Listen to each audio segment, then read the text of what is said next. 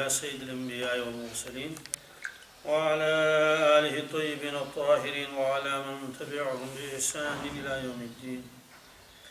أما بعد، بسم الله الرحمن الرحيم. وعن عبد الله بن مسعود رضي الله تعالى عنه قال: جاء رجل إلى النبي صلى الله تعالى عليه وسلم فقال: يا رسول الله صلى الله عليه وسلم، إني أعليت امرأة في أقصى المدينة وإني أصبت منها ما دون أن أمسها، فأنا هذا فاقضي في ما شئت. فقال له عمر: لقد سترك الله لو سترت على نفسك. قال: ولم يرد النبي صلى الله تعالى عليه. فقام الرجل فانطلق فاتبعه النبي صلى الله تعالى عليه وسلم رجلا فدعاه وتلا عليه هذه الآية: وأقم الصلاة طرفي النهار وزلفا من الليل إن الحسنات يذهبن السيئات ذلك ذكرى للذاكرين. وقال رجل من القوم: يا نبي الله، هذا له خاصة؟ فقال: بل للناس كافة. رواہ مسلم. یہ ایک واقعہ نقل فرماتے ہیں حضرت عبداللہ بن مسعود رضی اللہ تعالیٰ عنہ. اس طرح کا واقعہ اس سے پہلے بھی آ گیا. اس واقعہ کا خلاصہ یہ ہے کہ نماز سے گناہ معاف ہو جاتے ہیں، اور چھوٹے چھوٹے گناہ تو ویسے ہی معاف ہو جاتے ہیں، اور اگر بڑا گناہ ہوا ہے تو جب توبہ آدمی کر لے گا تو وہ بھی معاف ہو جائے گا. یہ واقعہ کیا ہے؟ حضرت عبداللہ بن مسعود رضی اللہ تعالیٰ عنہ فرماتے ہیں کہ ایک شخص رسول اللہ صلی اللہ علیہ وسلم کی خدمت میں حاضر ہوا اور کہنے لگا: یا رسول اللہ صلی اللہ علیہ وسلم، مجھ سے غلطی ہو گئی، گناہ ہو گیا. کیا گناہ ہو گیا؟ میں مدینہ طیبہ کے دور ایک طرف کو تھا تو ایک عورت وہاں تھی، تو گناہ تو میں نے نہیں کیا، لیکن میں نے ہاتھ اس کو لگا لیا. اجنبی عورت تھی، یعنی گناہ سے تو میں بچ گیا، زنا سے میں بچ گیا، لیکن باقی میں نے اس کو ہاتھ وغیرہ لگا لیا. حضرت اب میں حاضر ہوا ہوں، تو جو آپ فیصلہ فرمائیں گے، جو سزا دیں گے، میں اسی کے لیے حاضر ہوا ہوں. یہ اس نے کہا. تو حضرت عمر فاروق رضی اللہ تعالیٰ عنہ بھی وہاں تھے. تو حضرت نے فرمایا کہ اللہ کے بندے، اللہ تعالیٰ نے آپ کے اوپر پردہ ڈالا، کسی کو معلوم بھی نہیں ہے، اور اگر آپ بھی اپنے اوپر پردہ ڈالتے اپنے نفس کے اوپر تو اس کا ظاہر کرنے کی ضرورت ہی کیا تھی؟ یہ اس شخص کو بتایا. اور نبی کریم صلی اللہ علیہ وسلم نے اس کی بات بھی سن لی اور حضرت عمر فاروق کی بات بھی سن لی، وہ خاموش رہے. تو وہ شخص تھوڑی دیر وہاں رہا، اس کے بعد وہ چلا گیا. جب وہ چلا گیا تو رسول اللہ صلی اللہ علیہ وسلم نے ایک آدمی ان کے پیچھے دوڑایا، فرمایا اس شخص کو بلاؤ. تو اس کو بلایا گیا. جب وہ واپس آ گیا تو آپ نے یہ آیت ان کے سامنے پڑھ لی: وَأَقِمِ الصَّلَاةَ طَرَفَيِ النَّهَارِ وَزُلَفًا مِنَ اللَّيْلِ إِنَّ الْحَسَنَاتِ يُذْهِبْنَ السَّيِّئَاتِ ذَلِكَ ذِكْرَىٰ لِلذَّاكِرِينَ. اس کا مطلب کیا ہے؟ اس کا مطلب ہے اللہ تبارک تعالیٰ فرماتے ہیں: ایمان والو، تم دن کے دونوں کنارے اور رات کے حصے میں نماز پابندی سے پڑھا کرو. مراد 5 نمازیں. اور ان الحسنات یذہبن السیئات، بے شک نیکیاں برائیوں کو مٹا دیتی ہیں. ذالک ذکریٰ للذاکرین، یہ نصیحت ہے نصیحت ماننے والوں کے لیے. اس پر حاضرین میں سے ایک شخص نے عرض کیا: یا رسول اللہ صلی اللہ علیہ وسلم، یہ حکم اسی شخص کے لیے ہے یا سب کے لیے؟ آپ نے فرمایا نہیں، تمام لوگوں کے لیے. اب خلاصہ اس روایت کا کیا ہوا؟ حضرت عمر فاروق نے انہیں یہ کیوں فرمایا تھا کہ اللہ نے آپ کے اوپر پردہ ڈالا ہے، تم بھی خاموش رہتے، چپکے سے اللہ تعالیٰ کے سامنے توبہ کر لیتے. اس کا مطلب تو یہ ہے کہ جب آدمی سے کوئی گناہ ہو جائے اور کوئی اس کو دیکھنے والا نہ ہو، اس کو چاہیے کہ وہ چپکے سے ہی اس کا کیا کر لے؟ توبہ کر لے، لوگوں کے سامنے اپنے گناہ کا اظہار نہ کرے. تو یہ فرمائش کا. لیکن اگر اعلان خلم خلا کہیں کسی نے کوئی گناہ کیا ہو تو توبہ بھی خلم خلا ہی کرنا پڑے گا. اس کی وجہ یہ کہ لوگوں کو کیسے پتہ چلے گا اس نے توبہ کی؟ اور سامنے آ کر کہے گا: بھائی مجھ سے غلطی ہو گئی، آپ لوگ معلوم ہے، اب میں سے توبہ کر لیتا ہوں. تو دوسری بات ہے، اگر وہ توبہ نہ کرے लोग समझेंगे कि ये तो अभी उसी गुनाह में क्या है, मुब्तला है। फिर दूसरी बात है, जब लोगों के सामने आदमी गुनाह कर लेता है तो गोया कि गुनाह जो फैलता है उसकी वजह से। इसलिए फरमाया कि जो गुनाह किए हैं तन्हाई में तो तौबा भी तन्हाई में कर ले, जो गुनाह खुल्लम खुल्ला हुए हैं और तौबा भी क्या कर ले, खुल्लम खुल्ला कर ले। अब फिर इसके अंदर दो चीज़ें हैं। कुछ गुनाह तो ऐसे हैं जिसका ताल्लुक़ सिर्फ अल्लाह के साथ है, नमाज छोड़ दी, रोज़ा छोड़ दिया, चुपके से कहीं शराब पी ली, इसका ताल्लुक़ सिर्फ अल्लाह के साथ है, बस अल्लाह से तौबा कर ले। और जो नमाज़ें क़ज़ा हो गई उनकी क़ज़ा कर ले, और जो रोज़े छूट गए उनको रख ले, किसी से कहने की ज़रूरत नहीं है। तो लेकिन जिन चीज़ों का ताल्लुक़ मखलूक के साथ है, किसी पर जुल्म किया है, चोरी की है, और तो मस्जिद में आकर आप तौबा कर लेंगे वो तौबा माफ़, वो तौबा कबूल नहीं। क्यों? जब तक आप उसका हक़ अदा न करें या उससे बख्शवाए नहीं। तो ये तो मालूम यह हो कि गुनाह का इज़हार नहीं करना चाहिए। अब सवाल है कि वो शख्स क्यों आया था, तो गौर करो वो शख्स किसके पास आया था। उसने और किसी से थोड़े कहा, वो सीधे आया अल्लाह के नबी की खिदमत में। और वहाँ चूँकि और भी हजरात थे, इसलिए आपने कहा हजरत मुझसे ये गलती होगी, मुझे सज़ा दे दीजिए। और तो गोया कि ऐसा खौफ उसके दिल पर तारी हुआ कि अब तो मुझे जाना ही पड़ेगा अल्लाह के नबी के सामने, और मुझे ये मालूम नहीं क्या सज़ा लगेगी, गोया कि मैं उस सज़ा को खाने के लिए तैयार हूँ। बाज़ हज़रात फरमाते हैं वो शख्स ये भी समझ रहा था कि जिस तरह से और ज़िना के ऊपर सज़ा मिलती है तो शायद वो सज़ा मुझे भी दे दी जाए, चाहे कोड़े हों चाहे संसार किया जाए। तो खौफ इलाही की वजह से वो आया। ये कमाल है उस साहबी का, वरना हमसे बड़े बड़े गुनाह होते हैं तो कुछ परवाह नहीं, वो फ़ौरन घबरा गए। तो वो समझते थे शायद इस पर भी वही सज़ा है, तो वो मुकद्दमात ज़िना को ज़िना समझ रहा था, हालांकि ये भी गुनाह है। तो इसलिए अल्लाह के नबी ने फरमाया कि अल ऐनान तज़नियान, आँखें भी ज़िना करती हैं, वल उज़नान तज़नियान, दोनों कान गुनाह कर लेते हैं, हाथ भी गुनाह करते हैं, पाँव भी गुनाह करते हैं, दिल भी गुनाह करता है। सहाबा किराम ने अर्ज़ किया, या रसूलल्लाह आँखें कैसे ज़िना करेंगी? फरमाते हैं कि आँखें जो हैं किसी को बुरी नज़र से देख लेना तो ये आँखों का ज़िना है, उसको देख लेना। कानों से क्या ज़िना है? उसकी बातें शहवत के साथ और उससे सुन लेना। और ज़ुबान ज़िना करती है, इसका मतलब है कि उसके साथ नामहरम के साथ इस तरह से बातें कर लेना। हाथ ज़िना कैसे करेगा? हाथ लगाना ही हाथ का ज़िना है। पाँव कैसे ज़िना करेगा? उसकी तरफ चल कर जाना ही पाँव का ज़िना है। फिर आपने फरमाया दिल भी ज़िना करता है। उन्होंने अर्ज़ किया हज़रत दिल कैसे ज़िना करेगा? फरमाया दिल के अंदर ख्यालात आते हैं, दिल चाहते कर लेता है, ये दिल का ज़िना है। आखिर में आपने फरमाया फिर आखिरी मलहब अब बाकी रहता है कि वो है शर्मगाह का। वो शर्मगाह भी उसकी तस्दीक करती है या तकज़ीब करती है, यानी या तो आखिरी मरहला भी पार हो जाता है, आदमी ज़िना में मुब्तला हो जाता है, या उससे बच जाता है या उससे तो ये मुक़द्दमात ज़िना कहलाते हैं। देखना, बात करना, हाथ लगाना। इसीलिए शरीयत ने पाबंदी लगा दी कि वह मर्दों को अलग रख दो, औरतों को अलग रख दो। औरतों का पर्दा लगा लो ताकि कोई आदमी आँख के ज़िना में मुब्तला ही नहीं हो जाए। जब कोई देखेगा ही नहीं तो फिर उसके अंदर वो ख्यालात भी नहीं आएंगे। तो बहरहाल ये फरमाया। अब सवाल है कि वो क्यों आया था? सहाबा किराम को जो भी परेशानी होती थी, चाहे घरेलू मसला था और कोई बीमारी होती थी, कोई फ़ैसला, फ़ौरन दौड़ के आते थे नबी करीम की खिदमत में।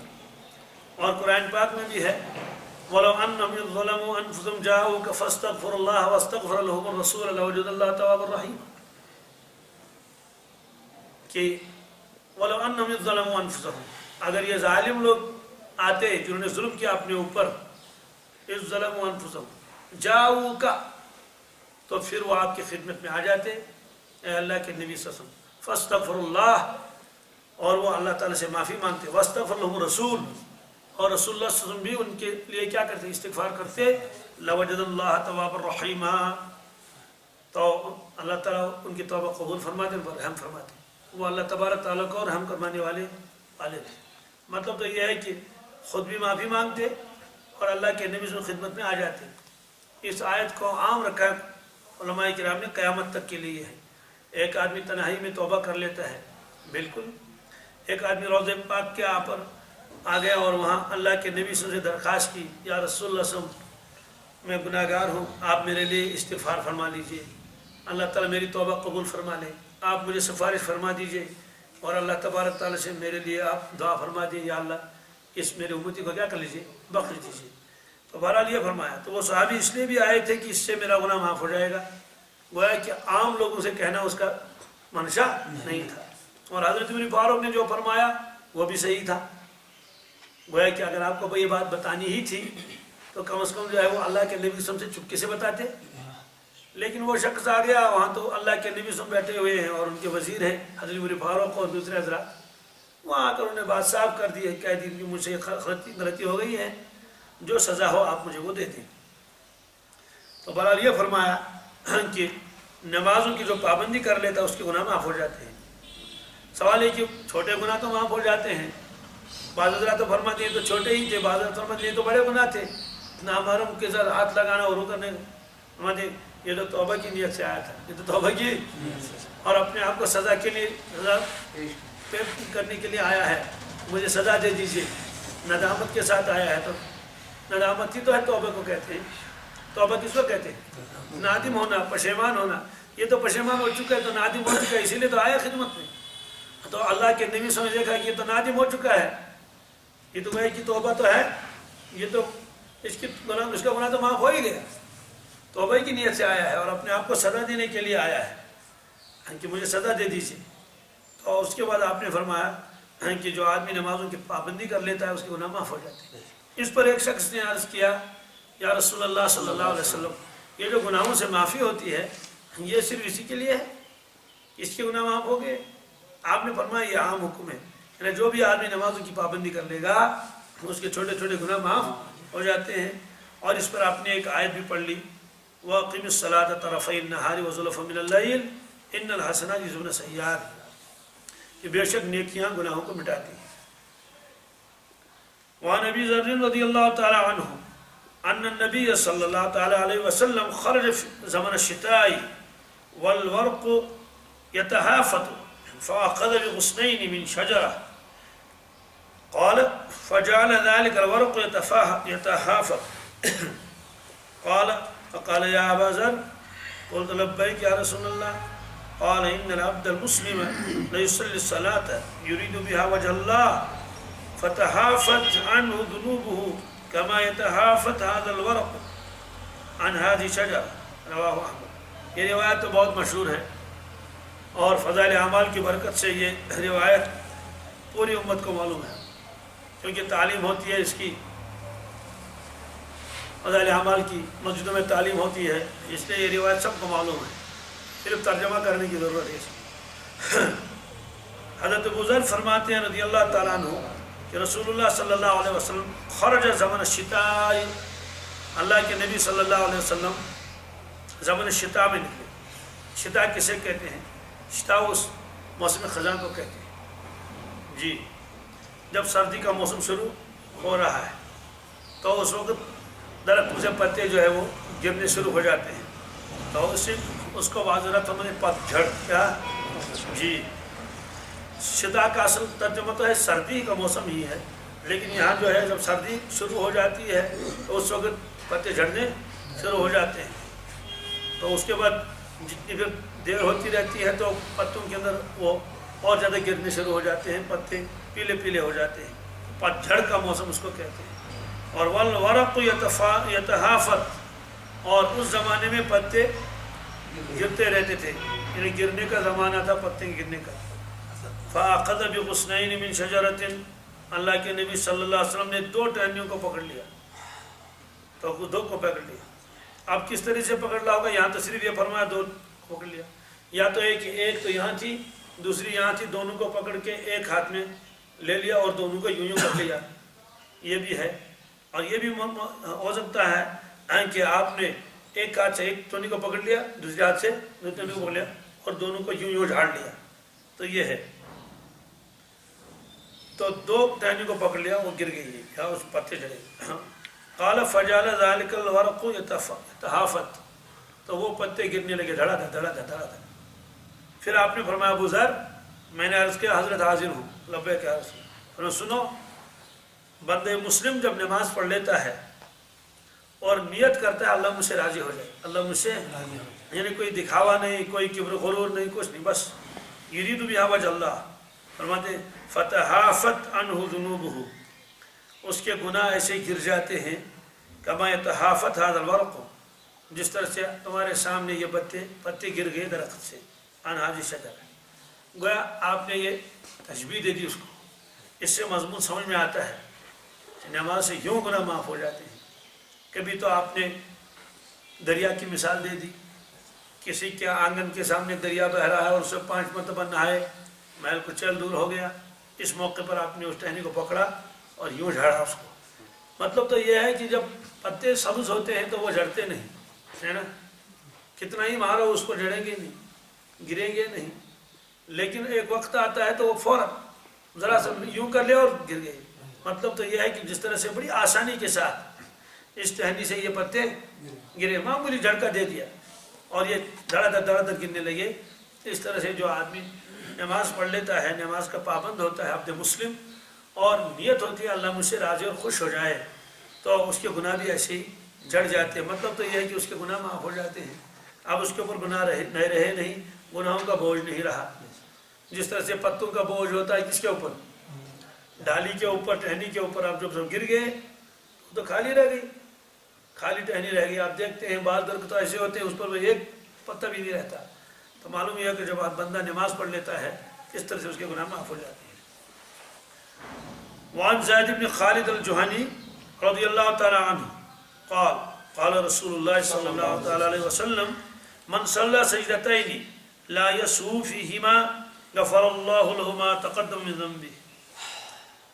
अल्लाह के नबी सल्लल्लाहु अलैहि वसल्लम ने फरमाया, जिस आदमी ने 2 रकअतें पढ़ ली, कितनी, मन सल्ला सजदतैन, जिसने 2 सजदे किए, मुराद यहाँ 2 रकअतें नमाज पढ़ी, और ला यसू फ़ीहिमा, और उसमें उसको सहव नहीं हुआ। मतलब यह है कि वो नमाज उसने पूरी तवज्जो के साथ, ध्यान के साथ पढ़ ली और भूला नहीं, किसी रुकन को भूला नहीं, किसी तस्बीह को उसमें भूला नहीं, सजदे सहव भी लाजिम नहीं हो, पूरी तवज्जो के साथ नमाज पढ़ ली। फरमाते हैं कि उससे पहले जितने गुनाह होते हैं अल्लाह ताला वो सारे गुनाह इन 2 रकअतों के बदले में उसको माफ़ कर देते हैं। अब ये 2 रकअतें कौन सी हैं, ये तो नहीं बताया ये कौन सी 2 रकअतें हैं। बाज़ हज़रात ने फरमाया कि ये नफल की 2 रकअतें। क्या वज़ू बना के आ गया, पहले नफल की 2 रकअतें पढ़ ली, तहियतुल वज़ू या तहियतुल मस्जिद, और उससे पहले नमाज की 2 रकअतें पढ़ ली तो उसके गुनाह माफ़ हो गए। अब अंदाज़ा लगाइए जब नफल का ये असर है तो फ़र्ज़ का असर क्या होगा। लेकिन इसमें यही लगाई, ये कैद लगाई कि वो आदमी खुशू के साथ और पूरे ध्यान के साथ नमाज पढ़ ले। तो नमाज जितनी तवज्जो के साथ पढ़ी जाए उतने गुनाह माफ़ हो जाते हैं और उनके उतने असरात होते हैं। जो आदमी नमाज पढ़ लेता है और अरकान का ख्याल नहीं रखता, बस जल्दी जल्दी में नमाज पढ़ ली, तो हदीस पाक में कि पुराने कपड़े की तरफ लपेट के वो उसके मुंह पे मार दी जाती है कि ले ले तुम्हारी नमाज। ये भी कोई नमाज ही, क्योंकि इसमें आ गया कि पूरे तवज्जो के साथ। ये है हज़रत अब्दुल्लाह इब्न अम्र इब्न आस फरमाते हैं रज़ियल्लाहु तआला अन्हु, नबी करीम सल्लल्लाहु अलैहि वसल्लम से नकल फरमाते हैं, अन्नहु ज़करा सलात यौमन, आपने एक दिन नमाज का वाज़ फरमाया, नमाज का तज़किरा, यानी नमाज के बारे में आपने एक मरतबा तबलीग फरमाई। अल्लाह के नबी नमाज का तज़किरा चल रहा था। फ़क़ाल मन हाफ़ज़ अलैहा कानत लहु नूरन व बुरहानन व नजातन यौमल क़ियामह। आपने ये फरमाया जो आदमी नमाजों की पाबंदी करता है तो वो नमाज उसके लिए नूर बनेगी, एक दलील बनेगी और नजात का ज़रिया, नजात का क़यामत के दिन। मालूम कि क़यामत के दिन नूर उसके साथ होगा और एक सनद और एक दौलत उसके साथ होगी और ये उसके लिए नजात का ज़रिया बनेगी, ये फरमाया। और वमन लम युहाफ़िज़ अलैहा, और जो आदमी इसकी मुहाफ़ज़त नहीं कर लेता है, कभी पढ़ ली कभी नहीं पढ़ ली, छोड़ दी नमाज़ें, कभी 8 की पढ़ ली, ये है, कभी रमज़ान आया तो पढ़ ली, बाकी साल छुट्टी कर दी। और मैं लम तकुन लहु नूरन वला बुरहानन वला नजातन, न उसके लिए नूर होगा उसके साथ और न उसके लिए बुरहान और दलील होगी कोई, और न नजात का कोई ज़रिया है। इसलिए कि वो मुहाफ़ज़त ही नहीं की, इतनी नमाज़ें क़ज़ा हो गई है, इतनी नमाज़ें छोड़ दी है। वकान यौमल क़ियामत मा क़ारून व फ़िरऔन व हामान व उबय इब्न खल्फ़, क़यामत के दिन जिस जगह पर कारून खड़ा कर दिया जाएगा, फिरौन हामान और इब्न खल्फ़, ये बेनमाजी भी उसी के साथ खड़ा कर दिया जाएगा, चल तू भी उसी के साथ खड़ा हो जा। हालांकि मुसलमान है, वो तो काफिर है, फरमाते हैं चूँकि इसको मुशाबत थी उस वक्त किसके साथ, काफिरों के साथ, लिहाजा फिलहाल उनके साथ उठा दिया जाएगा। फिर उनके दोज़ख में भी उसके साथ डाल दिया जाएगा, अगरचे बाद में वो ईमान की बरकत से वहाँ से निकाला जाएगा। लेकिन यही क्या काम है? वही ये बताया गया कि जिस शख्स को किसके साथ मुशाबत हो तो उन्हीं के साथ उठेगा। और एक रिवायत में आपने फरमाया मन तशब्बह बिक़ौमिन फहुव मिनहुम, जो आदमी किसी कौम के साथ, मिनहु भी आया है कौम की तरफ ज़मीर लौटेगी, जो आदमी किसी कौम की मुशाबत करेगा वो उन्हीं में है।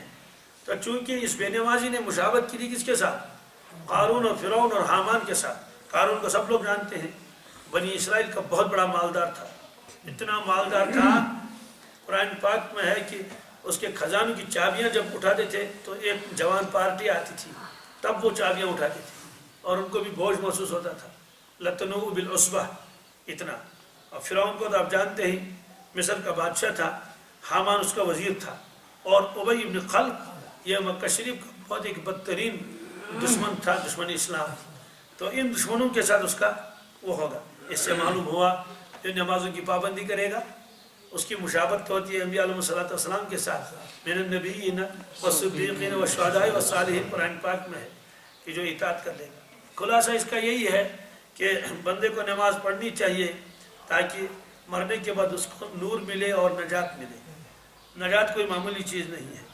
अब्दुल्लाह बिन शकीक रज़ियल्लाहु तआला अन्हु फरमाते हैं कि काना असहाबु रसूलिल्लाह सल्लल्लाहु अलैहि वसल्लम ला यरौना शैअन मिन अल-अअमालि तर्कुहु कुफ्रुन गैर सलाह। फरमाते हैं कि बाज़रात फरमाते हैं ये अब्दुल्लाह बिन शकीक ये ताबई हैं, सहाबी नहीं हैं। तो ये सहाबा किराम का कौल नकल करते हैं। फरमाते हैं कि वो हजरात तर्क नमाज को तो कुफ्र समझते थे, तर्क नमाज को जी ला यरौना शैअन मिन अल-अअमाल तर्कुहु कुफ्रुन गैर सलाह। इसके अलावा अगर कोई आदमी कोई चीज़ छोड़ता था तो गुनाह तो उसको समझते थे लेकिन कुफ्र नहीं। और ये हजरात नमाज के छोड़ने के अलावा किसी भी अमल को कुफ्र नहीं समझते थे। नमाज छोड़ने के ये हजरात कुफ्र समझते थे। यानी सहाबा किराम नमाज के छोड़ने वाले को क्या कहते थे? ये तो गोया कि काफिर के साथ मिल गया, फ़कत कफ़रा, ये फरमाया। आगे इस बाब की आखिरी रिवायत है, बहुत अहम रिवायत है। हज़रत अबू दरदा फरमाते हैं रज़ियल्लाहु तआला अन्हु क़ाल औसानी खलीली, मुझे मेरे दोस्त यानी मेरे महबूब मोहम्मद रसूलुल्लाह सल्लल्लाहु अलैहि वसल्लम ने ताकीदी हुक्म दिया। क्या फरमाया? अल्लाह तुशरिक बिल्लाहि शैआ व इन कुतिअत औ हुर्रिकत। फरमाया कि देखो अल्लाह के साथ किसी को शरीक न ठहराना, अगर तुझको काटा जाए या जला दिया जाए। क्या मतलब है? मतलब तो यह है कि काफिरों को जो मुसलमान मिल जाता था तो उसको शिरक करने पर मजबूर करते थे। शिरक कर लो, कलमे कुफ्र कहो। फरमाए देखो आप कभी शिरक न करना, अगर आपको काटा जाए, टुकड़े टुकड़े कर दिए जाएँ, आपको इन्हें तलवार लाई जाए और आपको धमकी दे दी जाए कि कलमे कुफ्र कहो, कलमे शिरक कहो, वरना हम क्या करेंगे? टुकड़े करेंगे। टुकड़े हो रहे हैं आपके, फिर भी शिरक न करना। और अगर तुमको जला दिया जाए, लकड़ियाँ जमा हो गई, इन्हें शिरक कर लो, तो अगर भी जला भी दिया जाए तब भी शिरक न करना, तभी शिरक। ये अब सवाल ये है कि इस तरह के वाक़या तो बहुत आए हैं। एक सहाबी को पकड़ के ले गए कुफार, और फिर लोहे की एक